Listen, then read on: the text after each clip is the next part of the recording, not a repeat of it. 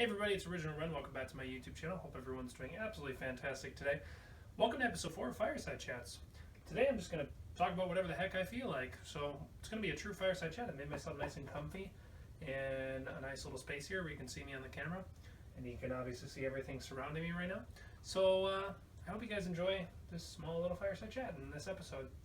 So actually, one of the first things I want to show you is this gift I got from my counselor when I left the Morishita school in Japan. And her name's Maniko. She's an absolute sweet woman. And she actually teaches she teaches Japanese at the community center to people who are English because she can speak English. So it's kind of nice. And she gave me this gift. It's just a notebook with some blank line paper in here. But what I really like about this is it's of old Japanese railway, the JR Railway, East Railway Company tickets that they used to do. And you can see the date on here that it says 62-331. Remember, it's a year, month, day. So 1962 in March 31st, this is what the ticket looked like. And it was actually this big when you got the ticket. Nowadays, they just use the Suica card, which I've shown you in previous videos of mine. I have a little hibiki sticker on mine. And the tickets, when you purchase them from the actual machine, if you don't have a Suica card, are actually a lot smaller. But this was the actual original size of these tickets, she told me. And they had a little number on the back there. What I like about this and why I haven't used any of these is because the very front cover ticket is actually the kanji, for those of you that can read that from that far away, Akihabara. And that is the Akihabara ticket when you want to take the station in 1962. And there's a bunch of other ones in here with different kanji that I can't read. I can recognize a few kanji. And actually in the bottom right you can see what the little clippers look like, if you can see that on the screen.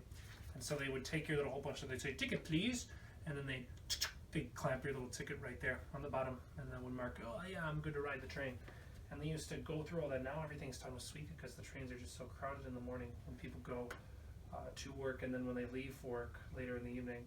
But the late evening work, train rush is usually spread out. So that's kind of interesting. But I really liked this gift. I thought it was cool, and I don't want to waste any of this paper because this is really cool. Like, all these tickets are different. Like, here's Chiba. I know the kanji for Chiba because I lived there. Chiba. And I don't know if you can see from that far away, but it's like all the different tickets back in the 60s. I wonder if, like, Tokyo's right in front.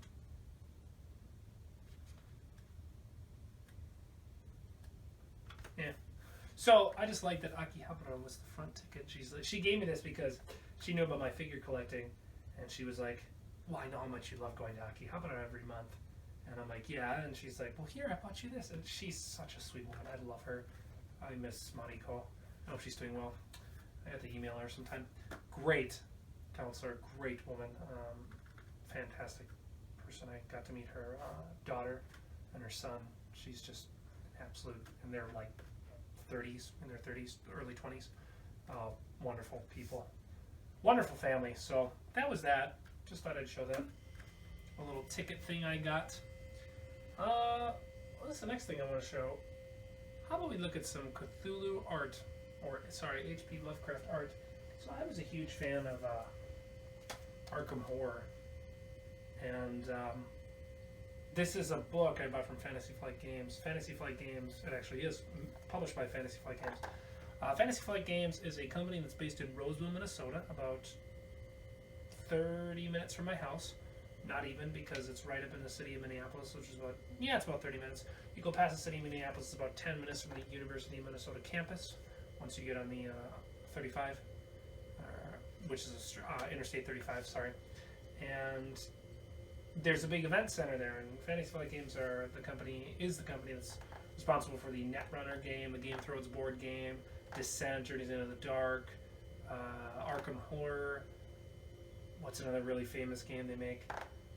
They make a bunch. The Android universe, which was Netrunner and stuff like that. The Call of Cthulhu card game, Living Thrones card game. Fantasy Flight does a ton of stuff, right? And they're really famous for doing a ton of these games. They're doing all the new Star Wars games that are coming out, if you're really into nerd board games. And it was nice because the company's based in Minnesota, which I thought was really cool, so I got to go to all these events and get all this stuff. And one of the books I picked up at their local shop was The Art of H.P. Lovecraft.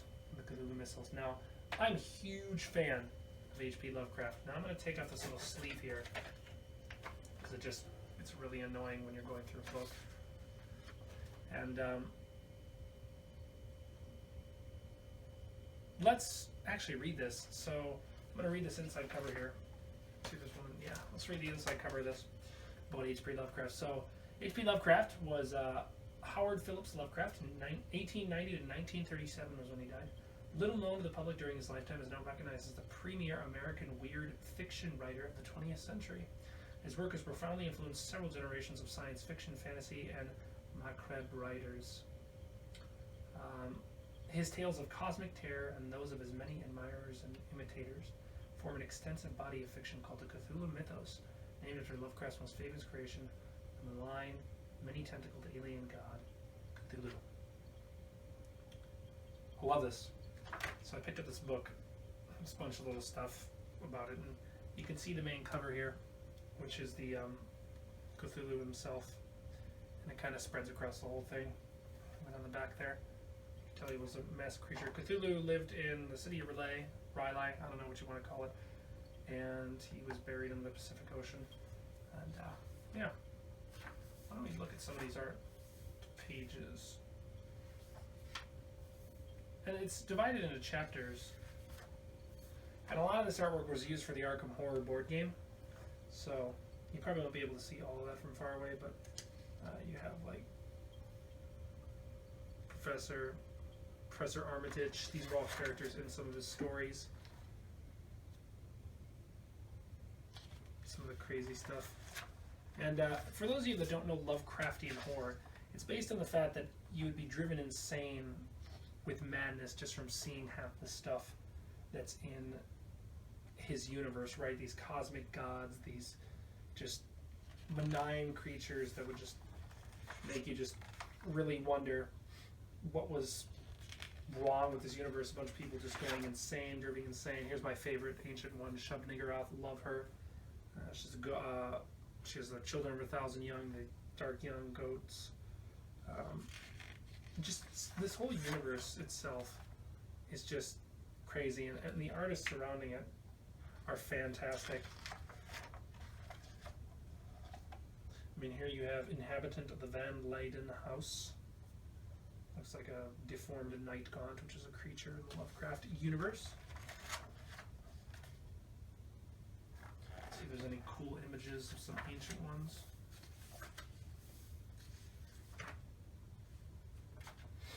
Here's some.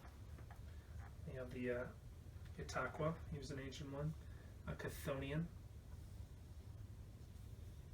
There's a Dark Young.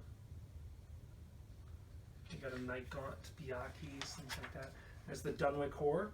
Now this story was written by August Derleth, who took over a lot of Lovecraft's works after he died. Lovecraft was not responsible for the Dunwich Horror, nor was he responsible for the King in Yellow, which many of you might be famous or familiar with that individual.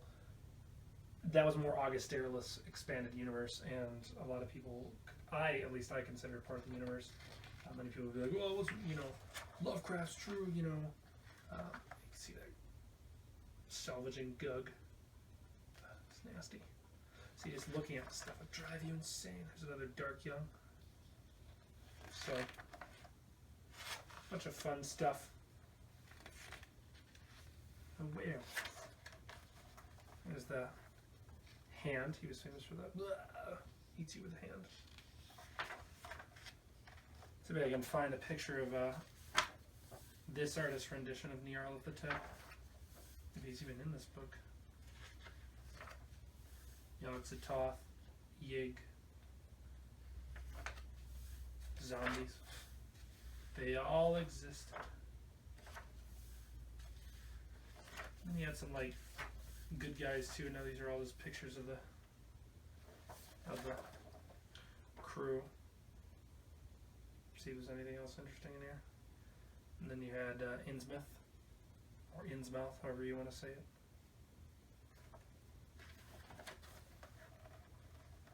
That's supposed to be Shub-Niggurath, apparently.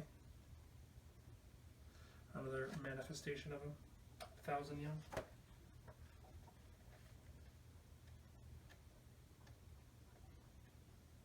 A lot of renditions of Cthulhu in here.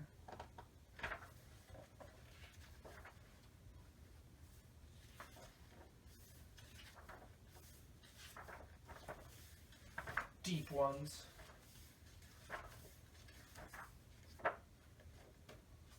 Surprised they don't have any of the... Here's the King in Yellow. So again, August Derleth's work was about the King in Yellow. It was a play, and when you read it, you were driven insane. That was the whole premise behind it. He's a tattered, cloaked little guy.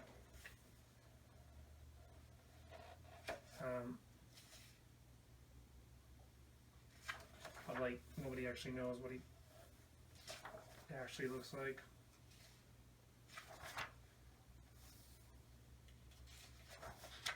The color yellow, which drives you insane.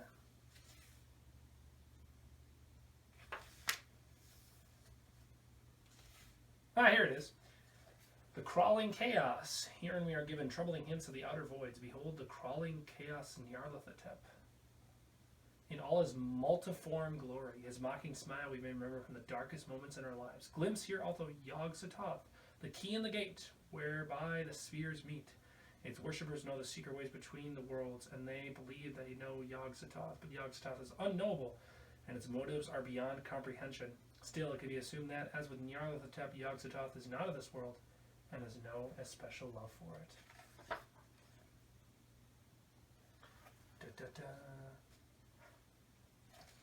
Now, Yog-Sothoth could take on, sorry, not Yog-Sothoth, Nyarlathotep could take on millions of forms. He was a crazy guy. He was a crazy, crazy guy. These are all just random creatures. I can't really find a leech monster. Ugh, who does? Shit. Gross.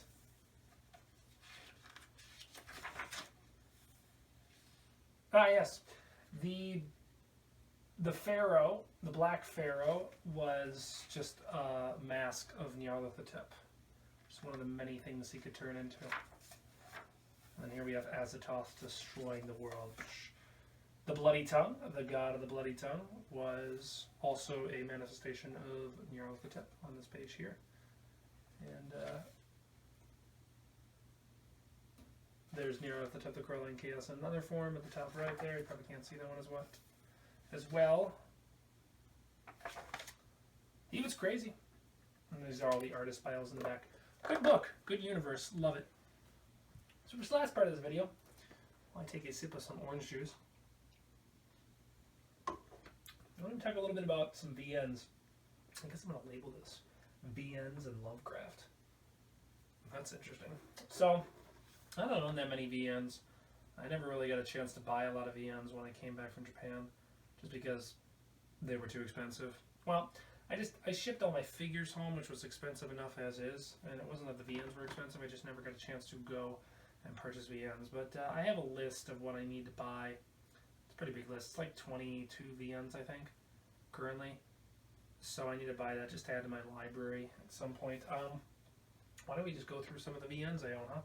Maybe you'll be interested in that. I own here Love, Election, and Chocolate, the Sprite Memorial Pack, and the only reason I bought this Koi chocolate, whatever it's called, because I don't know, there was supposed to be a TV show of this.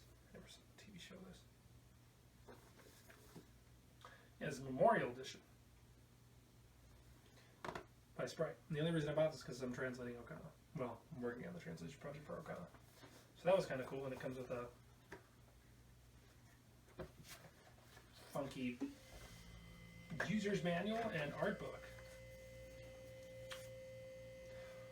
Campus notebook? Whoa, what's in here? Oh, there's all these sketches and stuff. What's in here? I want to say that I'm not your brother right now. Character bios? How cool. Yeah, that was kind of cool. So, come with a lot of little goodies in this little mass container of stuff. I'm not going to open all these VMs, it's just a waste, but you see some of them. What else we got? Ah, the lovely Okana. Mount Okanata forward, beyond the sky into the firmament. Fantastic OST. Fantastic VM. I'm really excited for you guys to start playing this once Astro and I finish it up, because this is a really good game. That's all I can say. I think you'll be quite impressed with this game for making it look like Moege, but it's got a lot deeper meaning to it. Hopefully I can get that out before the launch of the anime. I have Kirasagi Gold Star here as well from Saga Planets. Boop, this was like back in 2013 I purchased this, I guess. So that was kind of cool. Kamakura Circle. Oh wait, how do you say this? Karumakura Circle. Another Saga Planets game. This is such a guilty pleasure of mine. I like these balloon tits. Does that make me a bad person? That makes me a bad person. Just like that thing on the wall, right? And in preparation for the translation, which is already now out, but I still haven't installed this, I did purchase the Be My Summer Love and Last Paradise, Koi Natsuno Last whatever the game is called, by Pulltop, the company that I absolutely hate.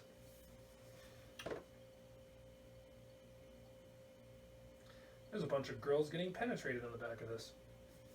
That's cool. And the games that started it all, the streams of Japanese, the good old Kokoro function right here, complete. And then the fan disc itself of Kokoro Function Neo. Another great Pull-Top game, and now the more recent Pull-Top game coming out in the holiday season, which I need to get a physical copy of, the one that has the same style artist who did the Kokoro Function characters of the new Stargazing one. I just have a feeling it's going to be very similar to Kokoro Function. I need to convince him enough to play it. Then the lovely Koigasaku Korosakara Doki. The best characters, clearly. Mio. Oh, I like Mio. What do we got on the back of this one? Boobies! No sex, though. Just boobies. Mio's so cool. Mio's such a cutie. And it's a little too aggressive for me. I don't like incest. Sorry. And she's just average. Mio's the cutest. Although androphobia is not really a thing. I've never met or know a single person that suffers from androphobia. Which, for those of you that don't know what androphobia is, it's the fear of men. Gynophobia, or gynophobia, which comes basically from the root for vagina, is fear of women. So, congratulations. Steins Gate. A lot of people actually are probably on this, but I am a Japanese edition. You're not cool like me. No, I'm just kidding. I like Lump of Sugar games. You can see one of the Lump of Sugar posters right up there on the wall of this character from Prism Rhythm. Hey, there's a penis on the back of this. That's cool. Wait, what the hell? What is that supposed to be? Oh, that's her legs. I thought there was some censored penis with two prongs. Whoops. Hello, goodbye on the Lump of Sugar game. This is really hard to install, by the way. You know, it's interesting because, like, the back of this one doesn't have a lot of porn on it. It's so funny, like, how VNs, well, I mean, there's boobs and stuff, but, you know, grabbing groins. But there's, like, no, you know, not, it seems like VN covers have changed over the years to add more just, like, dicks and getting penetrated because everyone else, that's what everyone plays the game for. And we got Color of the Flower Heptagram by another Lump of Sugar game. I just really like Lump of Sugar games. I mean, this one just has a girl's breast falling. Okay, no, there's a... Oh, there's the classic lolly. You can look at a lolly's pussy. Boy Japan advertising. And then the legendary Little Buster's Ecstasy. Do you know how much this costs in Japan now? At Mandarake, sorry. 600 yen. You know that 600 yen can buy you a chicken nugget meal? A 5-piece chicken nugget meal with a large fry and a large drink, plus 1 ice cream cone? 600 yen. Actually, I think the ice cream cone with that would make it around 714 yen with the sale, well, with the tax. So, yeah, it's actually cheaper than a chicken McNugget meal, large. What does that say to you? 600 yen. That's like $5. No, it's a lot less. It's like, no, it's about $5. Yeah, no, it's about $5. It's 81 cents to 100 yen. Yeah, about $5. $5 for that. And you get a bunch of collectibles. And people pay $130 for Little Buster's Memorial Edition from J-List. Okay. And I just laugh at that. And we got the Emoto game. Emoto no Okage. The Motosugite Yabai. I picked this up. By who that? I picked this up a while ago. They got cute characters in this. Any porn? Well, there's some boobs. Those are nipples. And the last game on the bottom of this.